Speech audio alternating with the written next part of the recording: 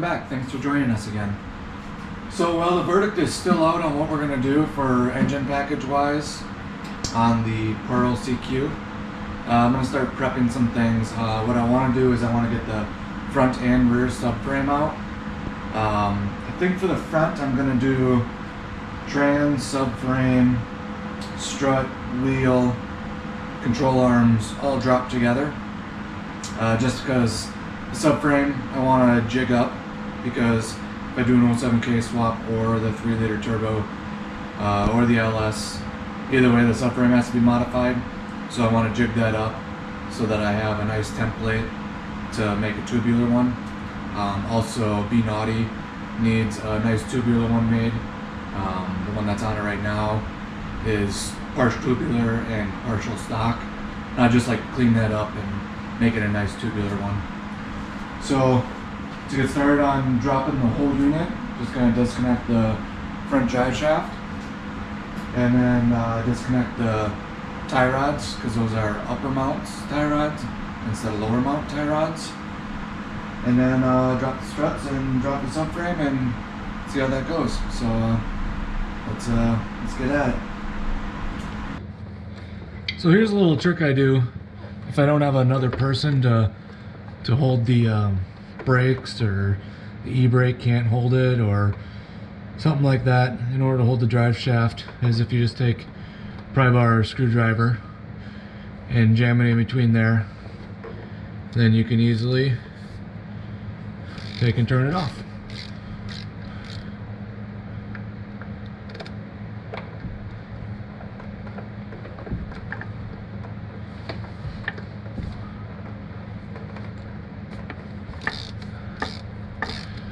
Man, if that was an early 2000s Subaru, you would have to take the torch to that.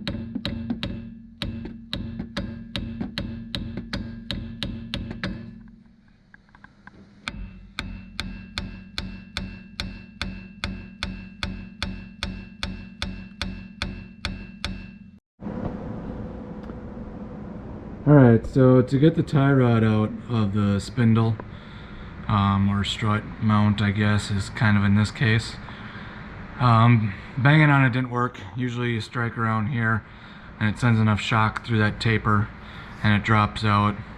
I also was striking here. Do not do that unless you know you're going to be replacing that tie rod assembly, or at least the outer, because you're going to mess up the threads. So do not do that unless you know you're going to replace. I also was hitting here, and I don't recommend doing that either unless you know you're going to replace.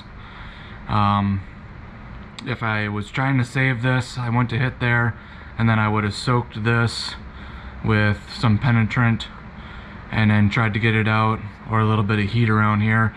But again, once you put some heat around this boot, you're pretty much kind of screwing that up too. So I know I'm not going to be reusing it. I know I'm going to be replacing it. So the next best option to not have to deal with heat or penetrant is what they call a pickle fork. And these are pretty much readily available everywhere. You jam it in between there. It's going to tear up your boot, and you put it on an air hammer and then you pop it off.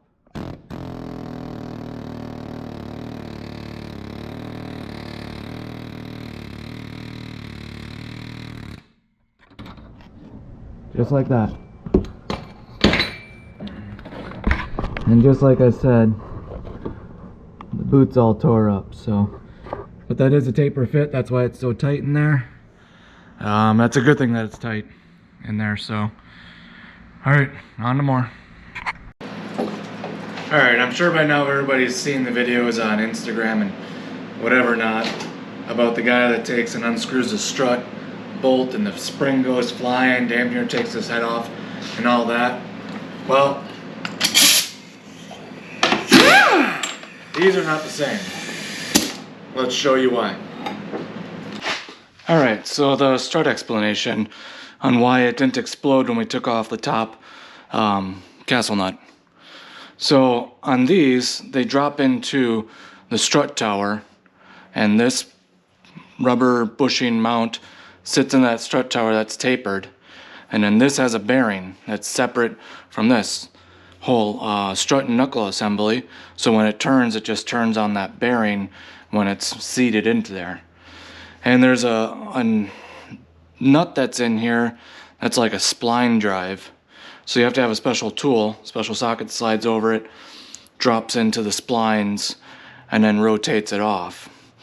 And when you do that one is under the spring pressure.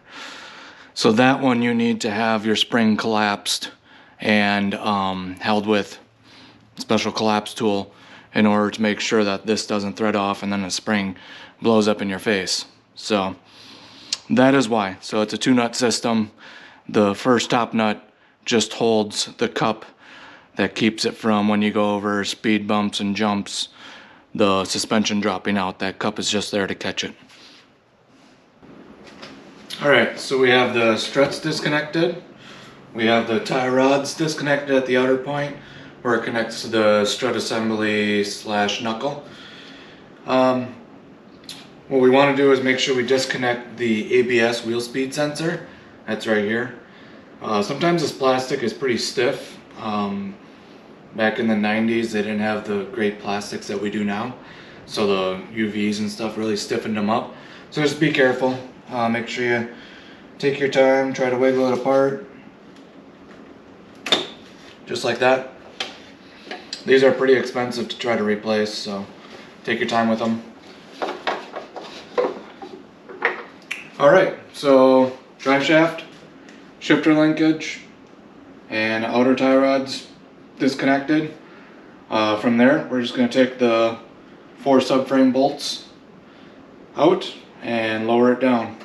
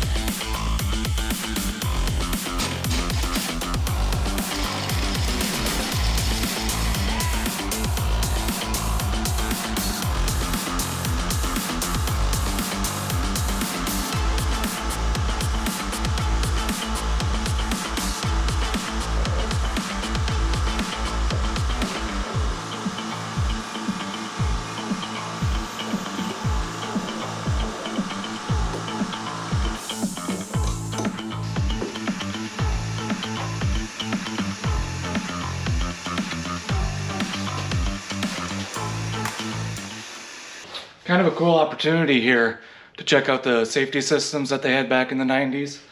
So this is the Procon-ten safety system mechanism. It's kind of like a cable pulley lever system. So the cables are attached to the transmission's attached to the engine. So when there's a front end collision, these cables pull and they're attached to the steering column and then the seatbelt tensioners. So when that cable is pulled, the steering wheel gets sucked in so that the driver doesn't hit it, or the front end collision doesn't cause the steering wheel to go into the driver. And then also the seatbelt tensioners, the cables are pulled, so those lock up and then they tension up on you. So It's kind of cool system. That's a mechanical system. Doesn't have to deal with electronic sensors and all that, depending on all that safety mechanism. So we're just gonna cut these out because we're not gonna use them. The blocks are pretty rusty and everything. I'm pretty sure it would still work because the cables are flexing right now.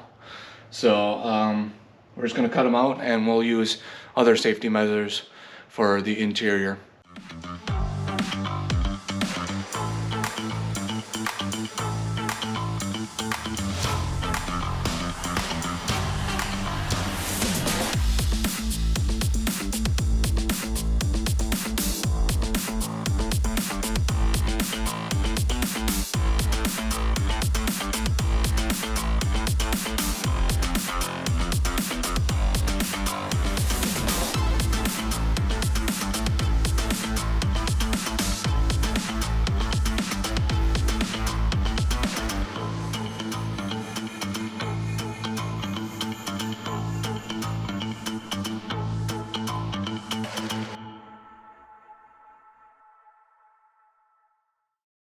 Alright, so the front subframe and strut assembly, control arms, transmission are all out. So next we're just going to tear it down, get the wheels off, get the brakes off, get the struts off, control arms off the subframe, and then we'll jig it up so that we can make it tubular.